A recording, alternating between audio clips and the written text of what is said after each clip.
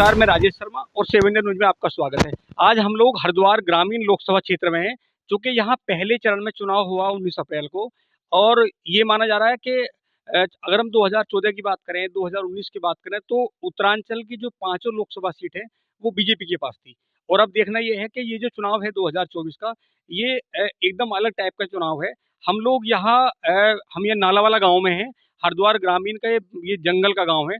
हम यहाँ पूछते हैं, यहाँ पूर्व प्रधान जी हैं, दोनों इनसे बात करेंगे कि इन्होंने वोट दिया, कि क्या रुझान है? हालाँकि 4 जून को मतगणना होगी, सीरियल तो उसमें आएगा, लेकिन रुझान है कि यहाँ क्या बदलाव की बयार है या फिर पुनः जो बीजेपी के सांसद हैं, जो प्रत्याशी हैं, वो दोबारा फिर विजय पताका फहराएँगे। जी, प्रधान जी आपका शुभ नाम? शमशेर भटराना।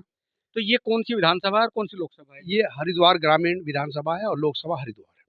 तो इस बार चुनाव का क्या माहौल है यहाँ जी? देखिए, चुनाव तो अब हम कुछ कह भी नहीं सकते, लेकिन रुझान तो हमें ये लग रहा है कि अब की बार कांग्रेस यहाँ फतेह होगी। किन-किन मुद्दों को लेकर लोगों ने यहाँ मतदान किया और क्या-क्या मतदान के समय लोगों को मुद्दे याद रहे?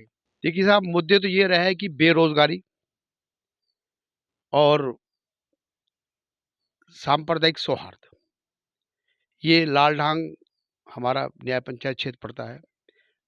यहाँ पर एक संदेश जाता है पूरे जिले में, पूरे प्रदेश में, कि भाई लालढांग के लोग हर समाज से हैं, हर धर्म से हैं, हर मज़हब से। लेकिन आज तक हमारा भाईचारा बहुत बढ़िया रहा, बहुत मज़बूत रहा और यही चीज़ आगे बनी रहनी चाहिए। मैं ख़ास तौर पर अपने इस क्षेत्र से अपनी आवाज़ आपके माध्यम से जनता तक पहुँचाना ये चाह रहा हूँ जी। कि आपने अभी पूछा कि भई क्या मुद्दे रहे। मेन चीज़ हमारे यहाँ नदी पड़ती है, सामने रवासन नदी है। जी। इसमें पहले खनन होता था, जो स्थानीय लोग किया करते थे।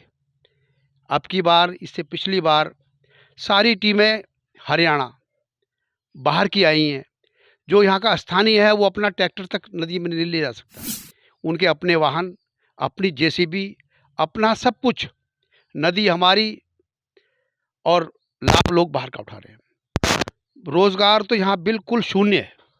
तो इसी आधार पर अब की बार लोगों ने एक मन बनाया है कि भाई हम अपना सांसद जो है वो चेंज करेंगे। पिछली बार रमेश पोखरियाल निशंक जो हमारे 10 साल से यहाँ सांसद रहे, लेकिन मैं पूरे क्षेत्र में आपको अवगत कराना चाहता हूँ कि एक बोर्ड, एक विकास कार्य अगर उन्होंने इस क्षेत्र में किया हो, पूरे हमारे लालढांग में या पूरे हरिद्वार में, तो मैं अपनी बात वापस लेता हूँ कि वो क्षेत्र में आया ही नहीं। कभी किसी का आज तक उन्होंने फ़ोन तक नहीं उठाया। जो बीजेपी के लोग हैं उनकी बात कर रहा हूँ कि हमारे तो क्यों क्यों उठाएंगे, लेकिन अपने जो पार्टी के लोग हैं, पार्टी के कार्यकर्ता है, उनसे भी कोई संपर्क में वो नहीं रहते। अच्छा, आपका शुभ नाम? जी, आपका नाम क्या है? लियाकत अली। तो लियाकत जी, चुनाव तो हो गया है 19 अप्रैल को, जी, तो कौन बनने वाला है सांसद यहाँ? इस बात का आंकड़ा का तो कोई पता नहीं है सर। नहीं, कौन प्रत्याशी कौन-कौन चुनाव लड़े हैं यहाँ? कांग्रेस ही हो सकती है। आपने वोट दिया आपका किस तरफ वोट दिया आपने? हमने तो कांग्रेस को ही दिया सर। मुमताज अली, अच्छा। प्रधान पप्पू के नाम से। अच्छा, अच्छा जी। जी, तो इस बार का क्या माहौल है 2024 का उत्तरांचल में? देखो जी, पूरे गांव में तो अब ऐसे चलता है, मिल जुमला ही चलेगा इस बार तो। हुँ। लेकिन उम्मीद तो यही है कि अब हर पार्टी वाला ही कहता है कि हमारी पार्टी जीत रही है, हुँ। तो उम्मीद तो ये है कि परिवर्तन होना चाहिए। नहीं, किस-किस मुद्दों को लेके यहाँ लोगों ने मतदान किया इस बार? महंगाई, अच्छा जी। बेरोजगारी, हुँ। बनी उसमें मुद्दों पे काम किया है लोगों ने ज़्यादा। तो जैसे यहाँ 5 लोकसभा क्षेत्र सीट हैं उत्तरांचल में और लगातार 2014, 2019 में बीजेपी की रही, पाँचों रही। क्या इस बार बदलाव की कुछ बयार है? है 2-3 सीटों पर बयार है। अच्छा। पौड़ी वाली भी शायद हो सकता है, हुँ। क्यों भीड़ भाड़ देख के हमें भी लग रहा है कि मामला बदल सकता है। तो इस सरकार में आपको जैसे यहाँ सरकार है बीजेपी की, आपको क्या लग रहा है कि कौन-कौन सी समस्याएँ आपके सामने मुँह बाए खड़ी हैं, जिसका समाधान होना चाहिए और वो नहीं हो पाया? एक तो सबसे पहला काम यही है, गांव के लोग हैं, लोन पे ट्रैक्टर लिए हैं, उनको रोजगार नहीं मिल पा रहा है। खनन का काम चलता था, ये बाहरी लोगों को दे दिया है, तो अब तो ट्रैक्टर लोगों के खड़े हैं, अब बैंक वाले खींचने की तैयारी में तैयार है इस टाइम। तो ये इसलिए लोगों का मन सा थोड़ा सा हट गया है। तो हम लोग यहाँ नालावाला गाँव में हैं और अभी हम ये नौजवान भाई हैं हमारे, आपका शुभ नाम? इधर को आ जाओ। इम्तियाज अली। इम्तियाज जी, क्या क्या माहौल है 2024 का? तो माहौल तो परिवर्तन का ही है ये। परिवर्तन का माहौल है। तो यहाँ कांग्रेस से कौन प्रत्याशी थे, बीजेपी से कौन थे? कांग्रेस से हरीश रावत जी के लड़के थे, वीरेंद्र रावत जी। अच्छा, और बीजेपी से? त्रिवेंद्र रावत जी, पूर्व मुख्यमंत्री। अच्छा, तो लग रहा है कि उत्तरांचल में इस बार बयार है क्या, कुछ बदलाव हाँ की? हाँ जी। अच्छा अच्छा, ये भैया क्या है, उन्हें बुलाओ एक बार जरा, उनसे बात करेंगे। इरफान जी, तो हम लोग यहाँ हरिद्वार जो ग्रामीण लोकसभा सीट क्षेत्र है, यहाँ आए हैं और यहाँ तमाम जो गणमान्य लोग हैं इनसे बातचीत कर रहे हैं।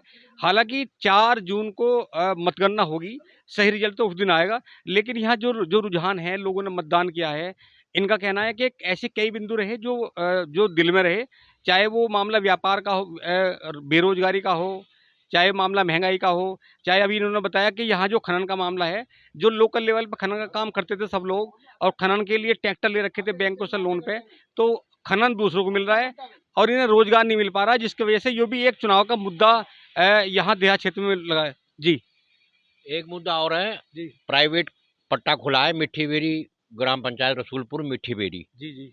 तो वहाँ लेबर काम करती थी, अब वहाँ पॉकलैंड चल रही है 3 धींगा मस्ती से काम चल रहा है और लेबर अपने घर बैठी है।